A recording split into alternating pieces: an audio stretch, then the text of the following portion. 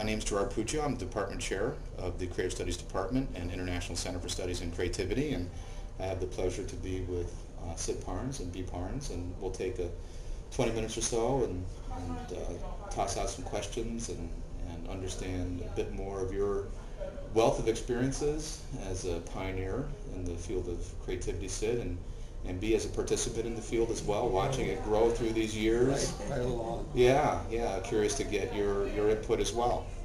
I always said I always loved to come to the Monday evening sessions that we used to have at SIPSI. Mm-hmm.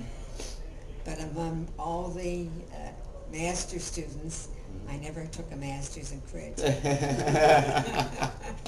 Well, learning just doesn't happen in the classroom, so I'm sure you've been a leader as well in the field. So I'm curious to start off with a real fundamental question. How did you get started in creativity? What was the impetus for you to, so many years ago, to go down this path? Well, Gerard, ever since I was growing up as a kid, I couldn't believe that education had to be this way. Yeah. It didn't make any sense to me. Yeah. I made all A's. Yeah. But it was dumb. Yeah. So I made up my mind that the first chance I'd got, I was going to make this happen with other people everywhere. And that's sort of the way I got started with it. Wow, I'd never heard that before. That it went all the way back to your own experiences as a childhood, and then in our early days together, B and I, as a family, we used to do this with our kids.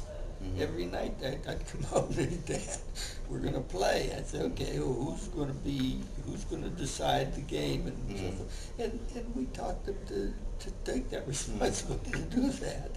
And they grew up with that, So then, from what I recall, it was in the 50s, 55, when you attended the very first SIPSI.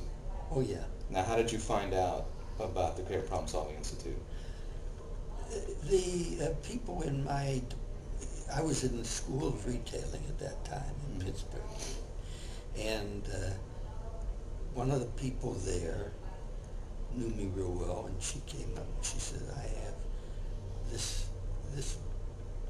program is coming up, and I think you should go. So I went, and it was the first Creative Problem Solving Institute, and I drove down and back, and I drove off the road every 5 minutes coming back and writing thoughts and ideas. And then when I came back, It was interesting because it was $50 for two days. Right. Yeah. And $50 was a lot of money at that time. Okay. Okay. And that whole summer, we sat out on the patio and we brainstormed it, and we just developed everything we were going to do, and we did it. Well, but then before that, you had that conference at Pitt in the School of Retailing. When I asked Alex Osborne in Pittsburgh. I asked him. He came to that conference in Pittsburgh, and usually people that asked him something to help them, he would they would say, okay, tell me what you want me to do and what you're going to do, and I worked the opposite way. I said, Alex, I have some ideas here. Can we talk this over? And he loved it, and he said it was the greatest thing. So we went through that first program, actually made it a really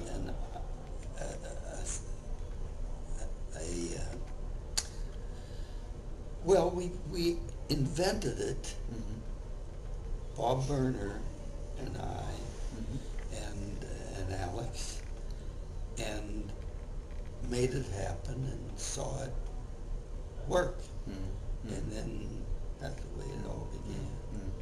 So now you went back to Pittsburgh. You were in a I was then a member of the School of Retailing, Okay.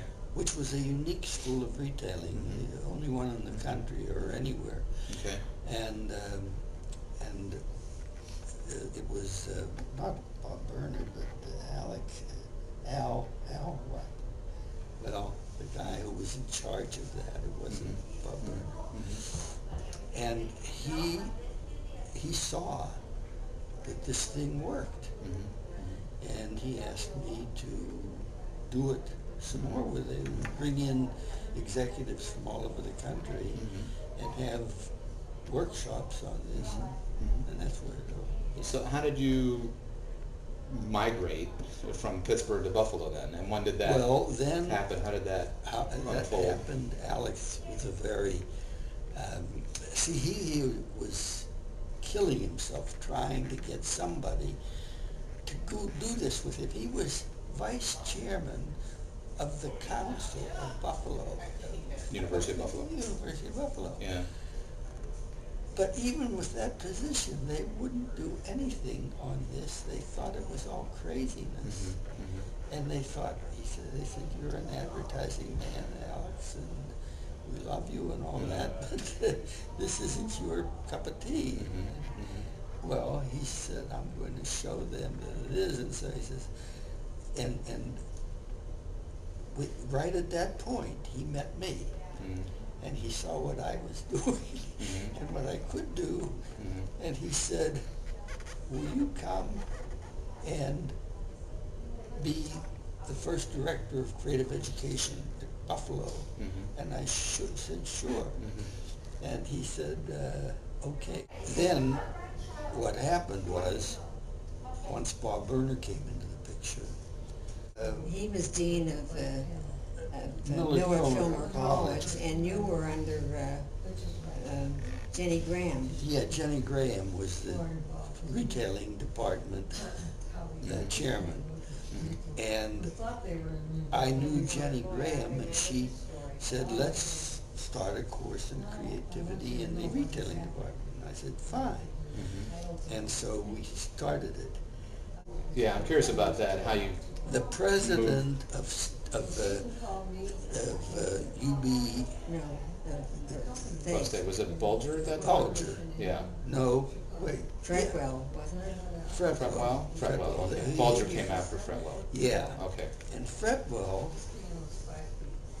got to know me because with Alex Osborne, we used to offer his faculty some courses in creativity, and they were interested. They got fascinated with it down there, and Alex would give them scholarships for it and everything. And so we began to do all this. And I'm going over and I'm going to see Fretwell At Buffalo State. Yeah. And he says, my God, he says, well, I'll give you a professorship right now. I know what you guys can do. Okay. I said, thanks. I said, I appreciate that, but I said, I won't let you do that because I won't come here until the faculty says they want me. Yeah, I've heard that. Yeah, that you wanted to be endorsed by the faculty and embraced by the faculty. Or else I said, I'll go on my way and do whatever I want to do. Right. I said to Fred, well, I appreciate and I would accept a full professorship right now on a 2-year term. It was to be decided by your faculty as to whether they want to continue this. Well, so it was through your relationship with Fretwell. With Fretwell, right. And some of the work that he had seen you do in terms of facilitating training creative problem solving. Right. That many particular faculty people were interested in. Right. You had a good relationship with Arnie Meadow. Arnie Meadow. Well, Arnie published Meadow with him. is in the psychology department. Right. And see, at University of Buffalo. He came over to me one day, and he says, the psychology department is interested in seeing what this is that you guys do over here. They think it's crazy. I don't know what it is. He says, I'd like to see. I says, great, Arnie, you're a good man. And so I said, I'll do this week in the evening classes. And I said, I'll do it, and you can sit in and you can see exactly what I do and ask any questions or whatever you want. Well, he would sit there and he would look, and he would say, okay, I'll tell you what I want you to do, Sid. I want you to, next week, do this. And I'd say, well, I'll be glad to do that, Arnie, but I'd say, we're going to need time to push this thing through. I said, what if I tell you that I'll tell you what'll happen when I do that, and if I'm right, then we'll move ahead. So we would bet a beer that I couldn't do what he, and he was buying me a beer every week. So, well, some significant publications came out of that, and you had some publications in well, that's when Arnie said you need some background now. Yeah. You need something to verify that this is... You started to validate the impact of creative problem solving. And actually what happened was the Utah conferences, which were the major things. They learned something, I forget who it was, one of the people there, and they invited me to come and present. And I was scared silly. These are all the pioneers in the field. And I thought Guilford Torrance was there, McKinnon.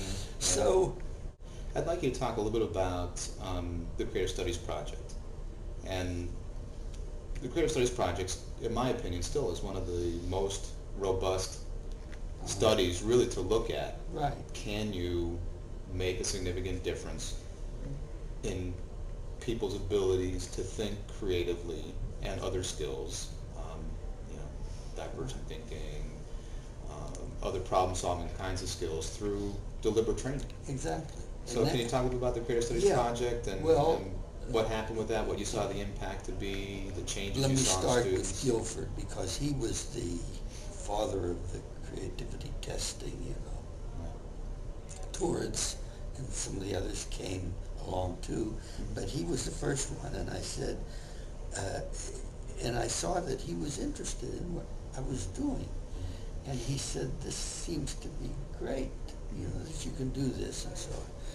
So I said, well, all right, I would love to invite you to become a member of the advisory board of the creative, of the Journal of Creative Behavior, and of the Creative Studies Project. And Guilford immediately said, well, I'd be delighted to do that. So we started with him, and I said, let's take some of the tests that you have. The SOI tests. The SOI tests.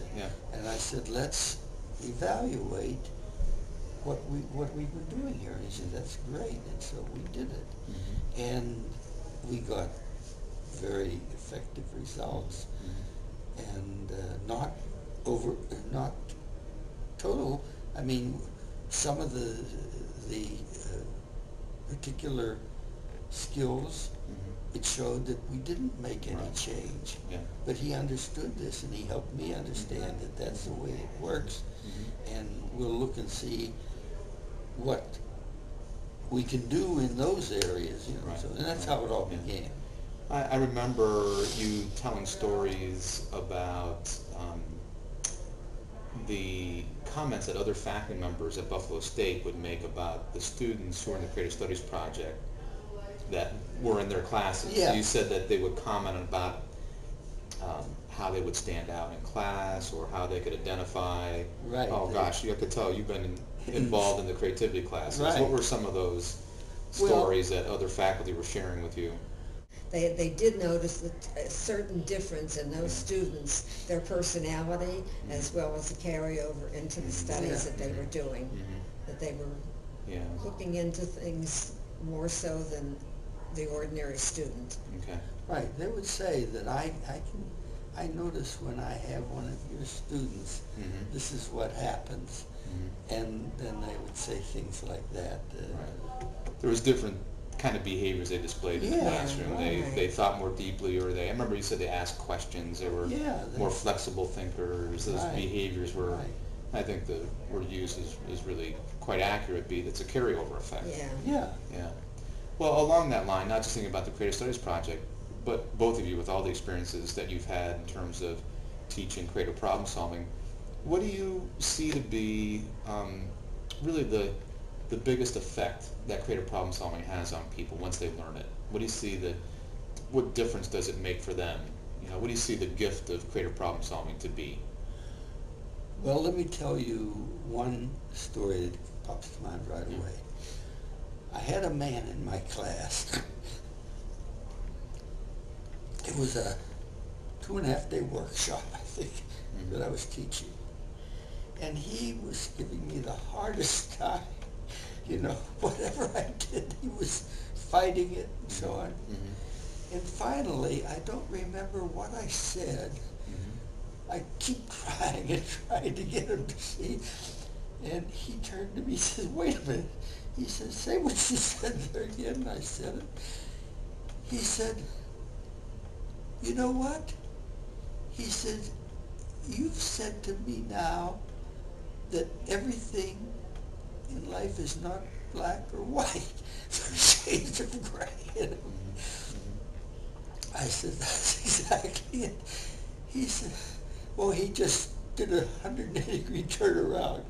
He saw that as a major change in his life, and then he really began to use everything instead of fighting it. And the thing was that he said, all my life, I've seen everything is either black or white. And what you've shown me is that there's shades of gray and other colors. And I see the value. It's a great gift. So that's the kind of thing. It was one of the most dramatic examples. I can give you many others of what people had, how they responded. But invariably, I remember, for example, one day, unexpectedly, I was given an IBM group of executives to teach a workshop to. And unfortunately, when I walked in, I found out they all had this. Okay. And so I simply turned to them and said, well, have you used this, what you had, this workshop?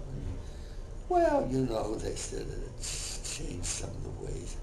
I said, well, tell me a little bit about that, and let's look at it. And so I worked with them, taking what they would tell me and saying, now, what would it mean to you if you could do this at IBM with your people as a result of what you gleaned from that? Well, it helped them to see how they could train people, and then they became enthusiastic supporters, and every IBM class then had to have this workshop thing and so on. So it was all by doing, by seeing it happen. B, how about from your years of experience in terms of watching folks and participate in creative problem solving educational experiences and applying creative problem solving? What do you see the great value of CPS to be? Well, I taught special education, and we'd had a little project because Sid was telling me about a project that Torrance had done, and I said, well, you know what, I can do, it was a hula hoop project, wasn't it? And I said, you know what, I can do this with this kids. So I gave them a hula hoop, and I said, play with it, do whatever you want with it, change it any way you want, anything you want to do. And then I recorded every time they did something different than just use it as a hula hoop. And it was amazing. I was sorry I never wrote up the results of that. But I got some wonderful insights into these kids this way too, because they came up with this as many as different ways as almost these kids, the regular kids that were doing this hula hoop thing. And to me, it was the acceptance of everything that they did. Nothing was, I told them that, whatever you do, just do it. Yeah. And we never told them it was wrong or it was right. We just let them be natural. And I think that's the biggest thing in the creative problem solving, is to let them... It's okay to experiment, try ideas. Yes. Don't be afraid of failure. And don't be afraid, and don't criticize them when they do something. Because I taught in a parochial school, and there was a lot of criticism. You know, if they didn't stand up right, if they didn't say the prayer right, you know, then the sisters would say, you just didn't do it right, you know. And this is the type of thing that the kids were accepting. And I worked with another person,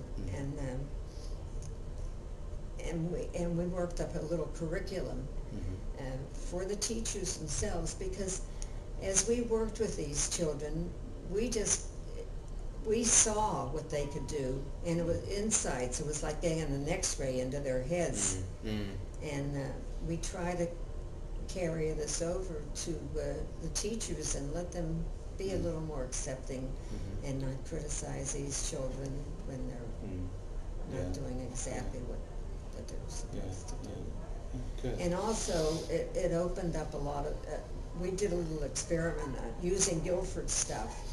And that was, actually, I used that as my master's thesis. I wrote a little, we wrote a little curriculum. And we could see their strengths, and we worked towards their strengths rather than to their... Great, yeah. Moving from creative problems. And I think that's also, I think that also proves in college students to work toward the strengths rather than the focusing on the weaknesses or deficiencies. You've been able to, you're a real pioneer. I mean, you're a pioneer in the field of creativity. I want you to think about, both of you, the field and where it is now. What you see happening, comments on, perhaps contrasting where it started to where it is today, and then we talked before about what's going on at the Center for Studies in Creativity. I'd like to hear your thoughts more specifically about the department you founded. So first of all, the field, in terms of now 50-some years of scientific study of creativity and deliberate curricula around creativity, standing back at it and looking at the field of creativity, how far it's come. What's that make you think of, or how does it make you feel? Well, something I wrote, I was trying to think what I had said, but basically it went this way, that they say that it takes 50 years for an educational process to gain acceptance or something. And I said, it was when we had reached our 50th year. And I said, I believe that that's true, and we are now at the point where we are showing, and people are accepting that you can do what we said we could do, because we've proved it through 50 years of actual practice and experience with it. And so that became, the theme of so much that we would bring in and present and get people to start looking at. That was one way of coming at it. B, how about you? And I think one of the real things that's happening now is just what we were talking about before, was it's coming into other colleges as well, like Texas A&M. And there was recently an article, our granddaughter sent it to us from USC, that they were going to start a center for creativity. And are you aware of that? I've seen some things at USC. about creativity centers before. I've seen connected to the business school, but maybe there's some other things or No, that may be the this same conversation. was just a general thing at Was the it? university, Okay. but it may be in the business school, and it may be other Yeah, departments as well. But I It's think it's remarkable. interesting to see now some of these big universities Yeah. are saying we really need this creativity. Oh, yeah. And, Yeah. Stanford is a beautiful example because everybody knows and respects Stanford.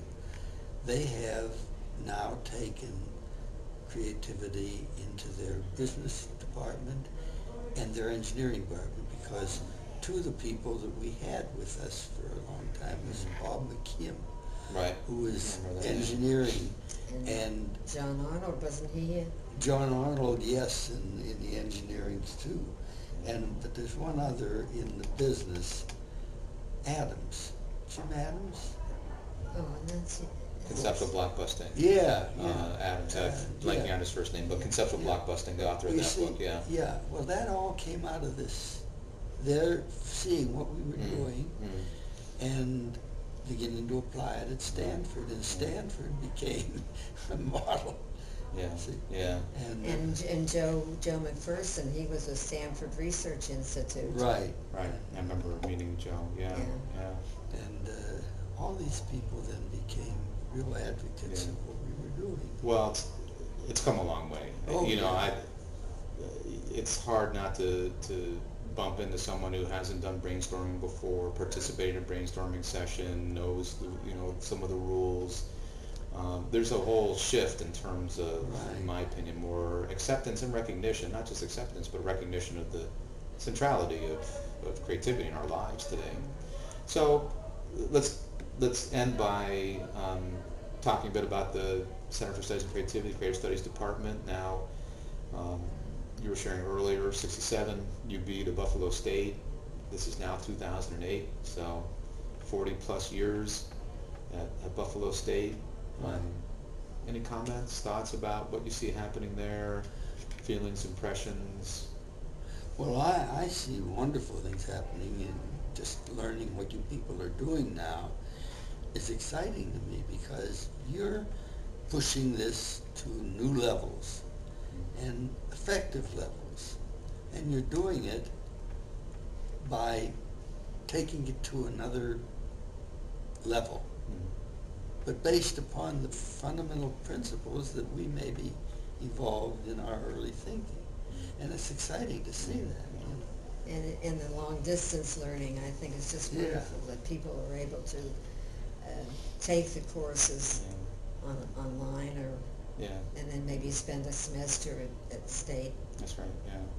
Yeah. And It's literally and it's wonderful that you're bringing it to countries that really need this, countries that are it's a worldwide community. world Yeah. countries. Yeah. The impact of your work and your legacy is not just domestic, but it's certainly it's international. Yeah. And who would have thought, 40 years ago we'd have now more than 300 graduates of our program and 6 full-time faculty members. Right.